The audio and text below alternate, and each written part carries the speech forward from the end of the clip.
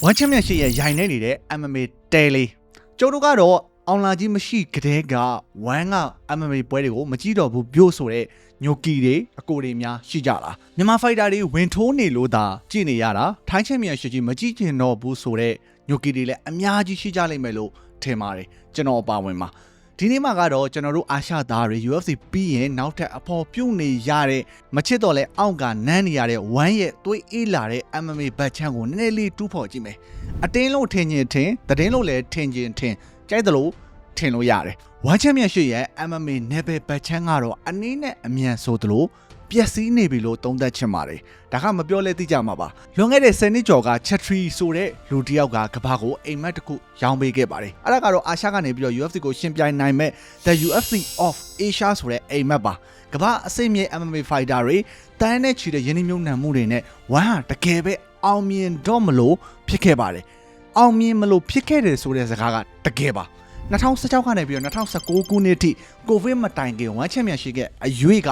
UFC ထက်တောင်မှကျန်းပါသေးတယ် UFC ကိုကြော်သွားနိုင်လောက်အောင်ကိုကျန်းခဲ့ပါတယ်ဒါပေမဲ့ဒီနေ့မှာကတော့အဲ့ဒီ MMA အိမ်မက်ကတပြေးပြေးနဲ့ရိုင်နေလာပြီးတော့ပြိုလူနီးပါဖြစ်နေတဲ့တဲဟောင်းလေးတစ်လုံးလိုဖြစ်နေပါပြီဘာတွေမှားယွင်းခဲ့တာလဲဘသူတွေထွက်ခွာသွားလဲဒီနေ့မှာကတော့ကျွန်တော်တို့ဝမ်ချန်ပီယံရှစ်ရဲ့ MMA လမ်းကြောင်းအလဲပြောင်းနဲ့အရွေးကိုအသေးစိတ်ဆွေးနွေးပြသွားမှာပါThe House of Martial Arts ကနေပြီးတော့ The Home of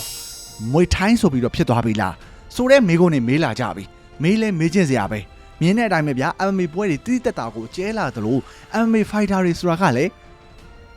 းလက်ချိုးရည်လို့ရနေပြီ2011ခုနှစ်မှာစတင်ခဲ့တဲ့ One Championship ကအာရှမှာ UFC ကိုရှင်ပြိုင်ဖို့စ조사ခဲ့တယ်ဒါပေမဲ့ဒီကာလတွေမှာကတော့သူတို့ရဲ့အဓိကပင်နိုင်ဆန်မင်းသားကြီးတွေဖြစ်ကြတဲ့ MMA fighter တွေနဲ့ထိပ်ပိုင်းတာဝန်ရှိတဲ့သူတွေကတဖြည်းဖြည်းနဲ့ထွက်ခွာကုန်ကြပြီလုံးပါလာပြီ Rich Franklin လိုမျိုး MMA ဝါရင်ကြီးတွေအဓိက match maker တွေကယာတို့ကနေပြီးတော့နှုတ်ထွက်တယ်သို့မဟုတ်အထုတ်ခံရတာက One Championship ရဲ့ MMA Empire ကပြိုလဲနေပြီဆိုတဲ့ရှေ့ပြေးနမိတ်လို့ပြောလို့ရပါတယ် Rich Franklin ဆိုတာက One Championship ရဲ့ MMA မျက်နှာစာဖြစ်တယ်လို့ Warrior City လိုမျိုးကစားသမားအသစ်တွေကိုရှာဖွေရေးမှာအခရာကြခဲ့တဲ့သူပါသူနဲ့အတူအခြားသော operation ပိုင်းကခေါင်းဆောင်တွေကထွက်ခွာသွားတာက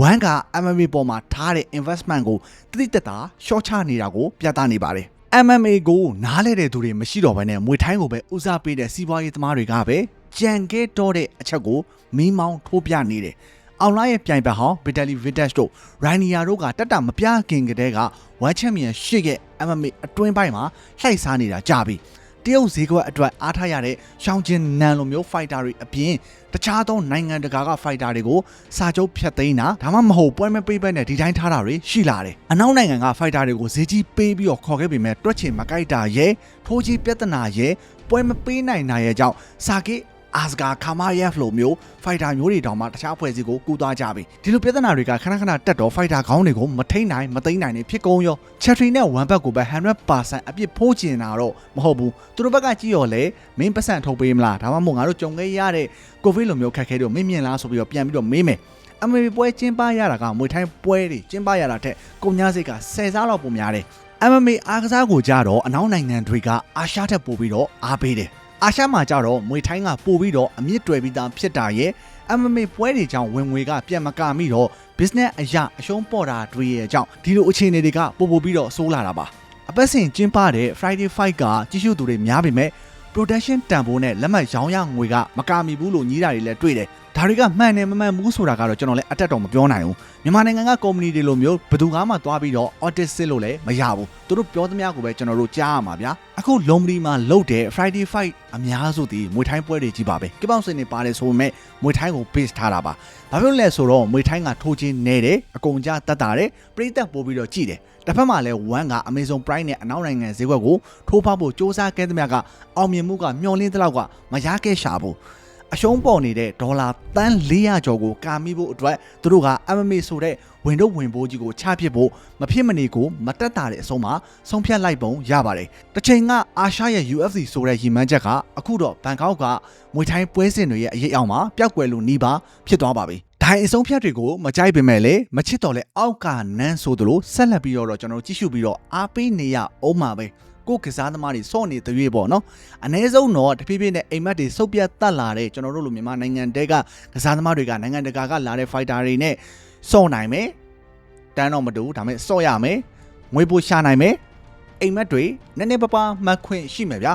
ပြည်တွင်းမှာဘလို့မှအဆင်ပြေလို့ပြပကိုထွက်ပြီးတော့အလုပ်လုပ်နေကြတဲ့လူငယ်တွေလည်းအများကြီးပဲအလုပ်ကိုင်းနေပေသားနည်းနည်းလေးကွာသွားတာပါကျွန်တော်ရင်ကတင်ဆက်ပေးဖို့တဲ့မြန်မာဖိုက်တာတွေဝမ်းမှာထိုးကျွေးခံနေရပြီလားဆိုတဲ့ဗီဒီယိုကိုကျွန်တော်လင့်ပြန်ချထားပေးမယ်မကြည့်ရသေးဘူးဆိုရင်ပြန်ကြည့်ကြည့်ပါနေရောတာပါ channel MSN ပါတဒါ